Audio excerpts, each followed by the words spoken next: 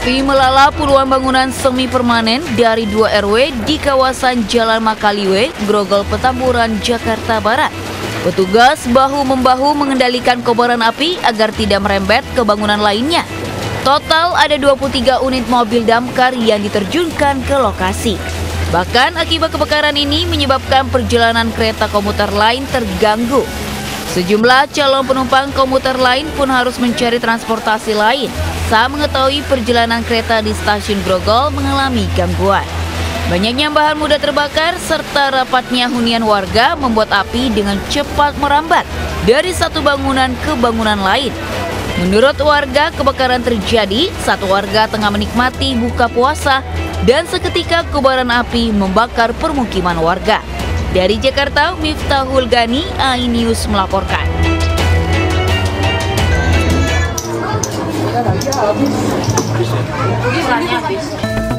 Kamera CCTV merekam aksi 3 emak-emak yang melakukan aksi pencopetan di kerumunan pengunjung pusat perbelanjaan di Kota Bogor, Jawa Barat. Sambil berpura-pura memilih baju, pelaku membuka resleting tas korbannya. Tidak butuh waktu lama, pelaku menyabet ponsel dari dalam tas korban.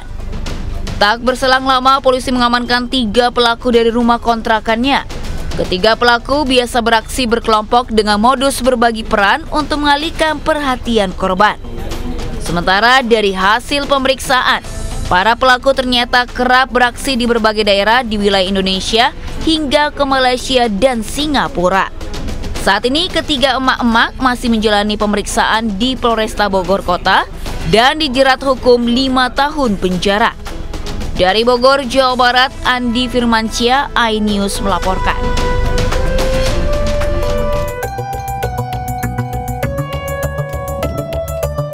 Kakak beradik ini membentangkan poster hendak menjual ginjal di Pasar Ciputat, Tangerang Selatan.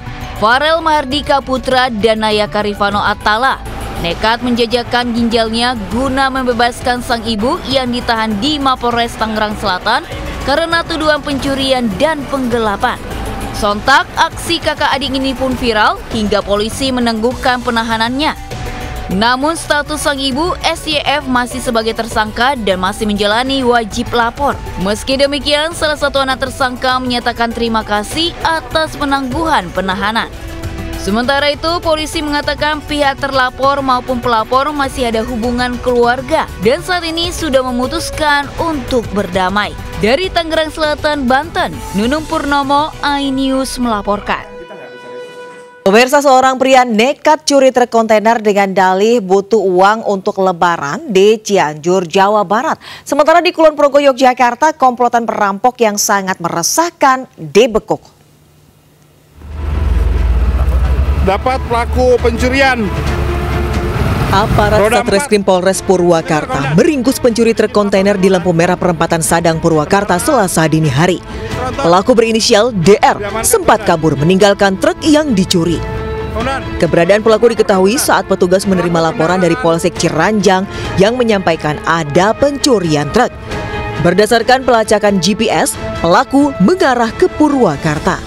Polisi telah mengamankan barang bukti truk kontainer losbak, kunci kontak truk, 1 set kunci hashtag, dan ponsel pelaku. Melakukan penangkapan hari Selasa tanggal 25 Maret 2025 sekira pukul 4. Jadi kurang lebih 5 jam setelah tindakan kejahatan. Kemudian kita tangkap di lampu merah perempatan Sadang, Purwakarta. Hasil pemeriksaan, pelaku nekat mencuri truk lantaran butuh uang untuk merayakan lebaran. Sementara tersangka terancam hukuman 7 tahun penjara. Dari Purwakarta, Jawa Barat, Irwan, iNews melaporkan.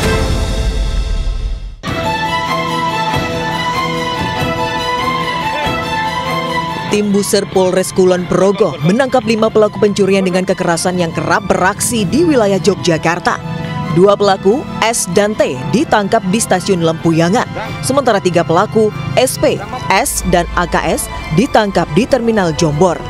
Selanjutnya pelaku S diserahkan ke Polsek Sentolo Kulon Progo dan pelaku T diserahkan ke Polsek Gamping Sleman.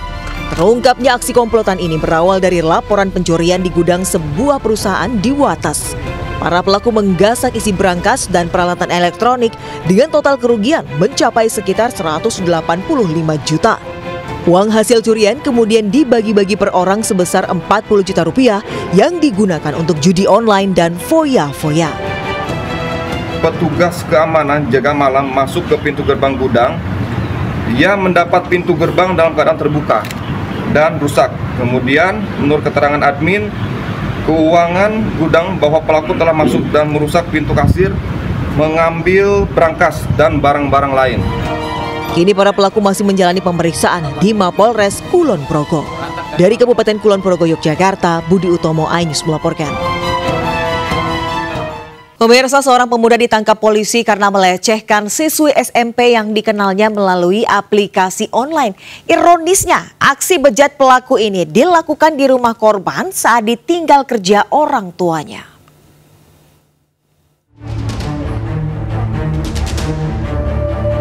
Polisi menangkap seorang pria berinisial AB, 22 tahun, warga Gedangan, Sidoarjo, Jawa Timur. Ia diduga melecehkan seorang remaja yang masih duduk di bangku SMP. Saat diperiksa, pelaku mengaku tergiur dengan tubuh korban yang ternyata masih berusia 13 tahun. Pelaku mengenal korban melalui aplikasi online dan mengajak bertemu di rumahnya. Korban kemudian diperdaya hingga akhirnya dilecehkan pelaku. Ironisnya, aksi asusila itu terjadi 2 kali saat kedua orang tuanya sedang bekerja. Kasus ini terungkap setelah orang tua diberitahu tetangganya. Janjian ketemuan, kebetulan di rumah lagi kosong, datanglah ini pelaku. Datang ke pelaku, langsunglah dirayu-rayulah ini korban. Selain menangkap pelaku, polisi juga mengamankan sejumlah barang bukti, di antaranya baju milik korban, handphone, dan bukti percakapan korban dan pelaku. Akibat perbuatannya, saat ini pelaku mendekam di sel tahanan Polresta Sidoarjo. Dari Sidoarjo, Jawa Timur, Pramono Putra, iNews melaporkan.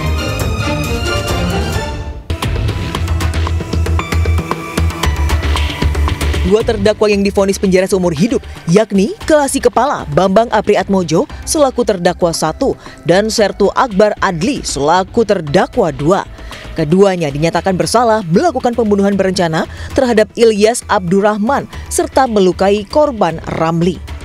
Sementara terdakwa lainnya, Sertu Rafsin Herbawan selaku terdakwa 3 divonis 4 tahun penjara dan diyakini terlibat penadahan. Selain diberikan hukuman penjara, ketiga prajurit TNI AL tersebut juga dipecat dari keanggotaan TNI. Dari Jakarta, Ismalia Rizky Solehudin, iNews melaporkan.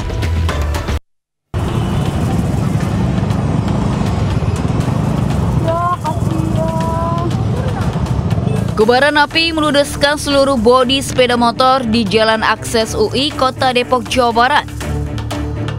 Warga setempat berjibaku memadamkan api dengan menggunakan alat pemadam api ringan atau APAR.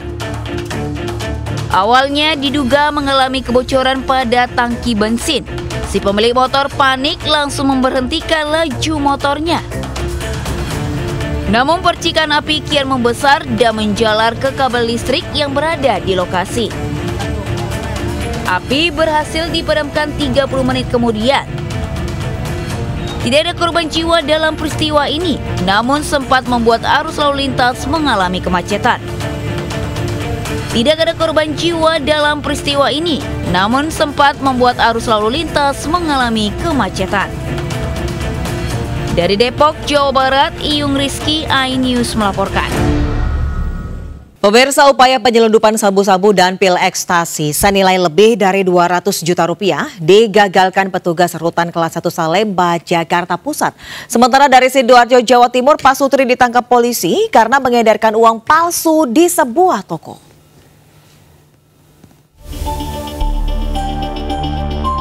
Aksi nekat pengunjung yang mencoba menyelundupkan narkoba ke dalam rumah tahanan kelas 1 Salemba, Jakarta Pusat digagalkan petugas sipir. Kali ini narkoba yang berusaha diselundupkan cukup besar, yakni 2 paket sabu-sabu sebesar 204 gram dan 37 butir pil ekstasi dengan nilai mencapai 200 juta rupiah lebih. Modusnya, pelaku berpura-pura sebagai pengunjung yang hendak mengembalikan berkas permohonan bebas bersyarat ke meja pelayanan rutan Salemba. Pelaku kemudian izin keluar sebentar dan meninggalkan amplop yang diklaim berisi berkas, namun ternyata berisi narkoba. Kedua jenis narkotika tersebut untuk sabu itu beratnya ada 2 paket Satu paket beratnya 102 gram. Selain CCTV, penyidik Polsek Cempaka Putih juga telah memeriksa 2 saksi. Polisi kini mendalami pola penyelundupan narkoba ke rutan dengan modus baru tersebut. Dari Jakarta, Rani Sanjaya, iNews melaporkan.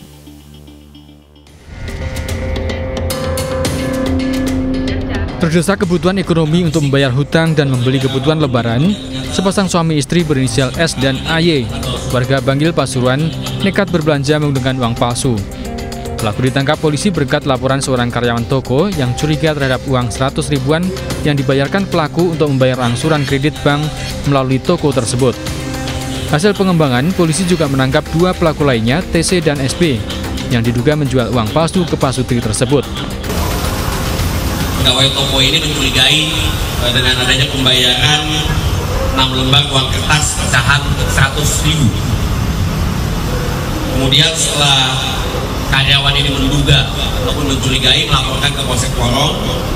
Kemudian Polsek Porong bersama dengan Satreskrim Polres Sidoarjo langsung melakukan penyelidikan. Polisi kini terus mengembangkan kasus ini untuk mengejar dan menangkap pengedar uang palsu yang diduga berasal dari Bandung, Jawa Barat. Dari Sidoarjo, Jawa Timur, Pramono Putra, iNews melaporkan.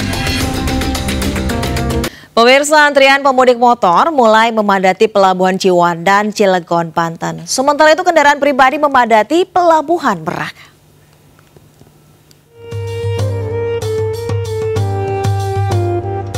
Antrian kendaraan terjadi di Pelabuhan Ciwandan, Cilegon, Banten, Rabu pagi. Para pemudik sepeda motor ini antri untuk masuk ke lambung kapal. Berdasarkan data terbaru, pemudik yang telah menyeberang ke Pulau Sumatera melalui Pelabuhan Ciwandan lebih dari 5.500 orang. Para pemudik motor biasanya menggunakan sepeda motor yang kondisi baru agar kondisi kendaraannya prima.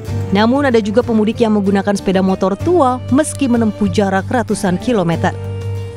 Dari Belaraja mau arah Prisewu. Kang, alasan memilih mudik siang ini seperti apa, Kang? Enak nih pagi, nggak padat.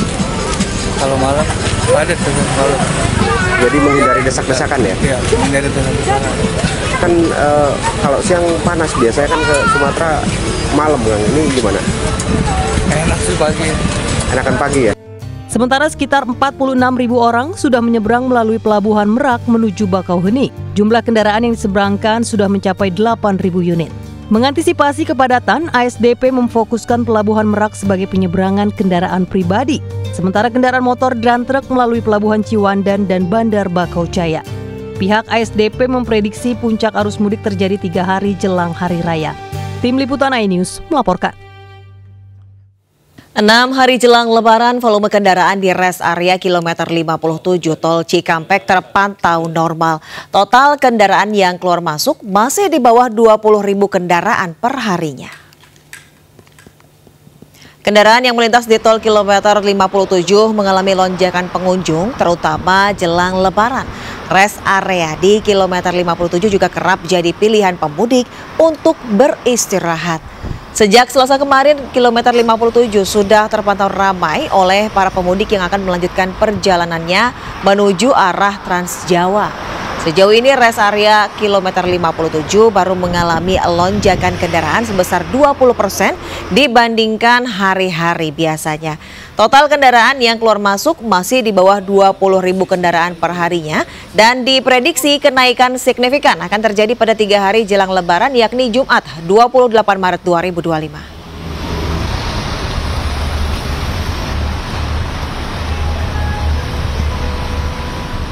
Sementara di stasiun Pasar Senen Jakarta jumlah penumpang meningkat dibanding hari kemarin. Dan untuk mengetahui informasi terkini kita sudah terhubung dengan reporter Wenda Nura di sana.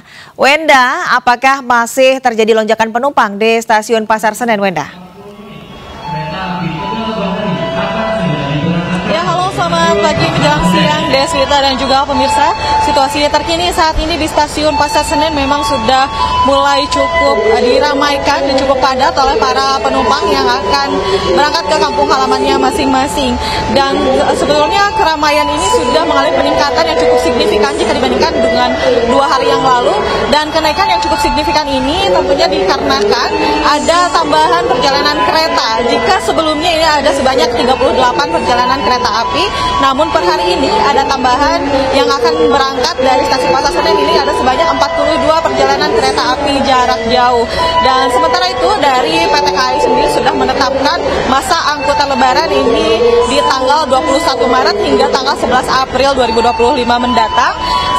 Dan dengan saat ini okupansi ketersediaan tempat duduk sudah mencapai 75%. Namun okupansi ketersediaan tempat duduk hingga tanggal 30 Maret mendatang saat ini justru sudah mencapai 100%.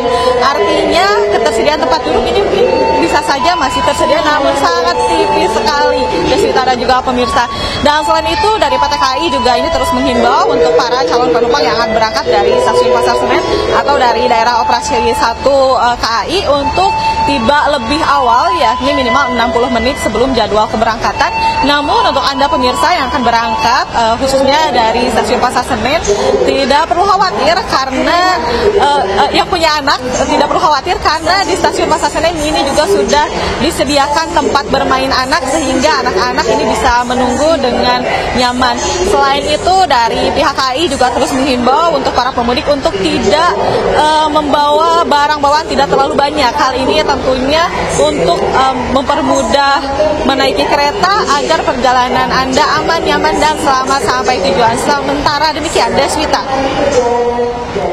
Baik, terima kasih Wenda Nura yang melaporkan langsung dari Stasiun Pasar Senen, Jakarta, dan selamat bertugas kembali.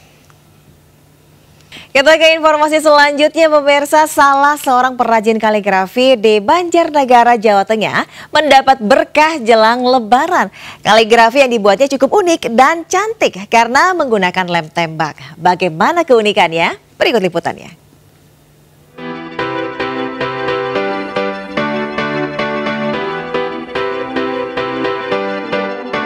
Ramadan menjadi berkah bagi Hidayatus Salam, salah seorang perajin kaligrafi di Desa Situangi, Banjarnegara, Jawa Tengah. Ya, uniknya pemuda kreatif ini membuat karya hiasan dinding kaligrafi menggunakan media lem tembak. Bahan yang dibutuhkan hanya potongan triplek atau kayu lapis untuk ditempel kain beludru. Lalu ia menorehkan kaligrafi dengan kapur tulis di atas kain, kemudian ditebalkan dengan lem tembak. Setelah kering, ditempel dengan kertas foil yang digunakan untuk pewarnaan huruf-huruf Arab tersebut. Jika pada bulan biasa jumlah pesanan hanya mencapai 30 keping sampai 150 keping kaligrafi, pada bulan Ramadan dan menjelang Idul Fitri naik menjadi 500 keping kaligrafi. Untuk harga per kepingnya, ia membandrol dengan harga Rp70.000 hingga Rp7 juta per keping. Dari mulai 70.000 sampai 7 juta bahkan lebih tergantung kerumitan dan besar ukurannya. Pemasarannya lewat apa? Pemasaran lewat online. Media sosial ya? Ya, media sosial. Sampai mana aja yang sudah? Yang sudah terbiasa Medan, Bengkulu, Jambi. Selama ini kaligrafi bertuliskan ayat kursi dan ayat 1000 dinar menjadi yang paling banyak dipesan termasuk sholawat nariyah. Meningkatnya jumlah pesanan kaligrafi ini membuat naiknya omset hingga mencapai 150% di bulan Ramadan. Dari Banjarnegara, Jawa Tengah, Nurdin Fauzi, iNews melaporkan. Pertamina menghadirkan berkah mengaji dan takjil gratis di 145 SPBU selama Ramadan. Para konsumen bisa menerima voucher gratis setelah membaca ayat suci Al-Quran.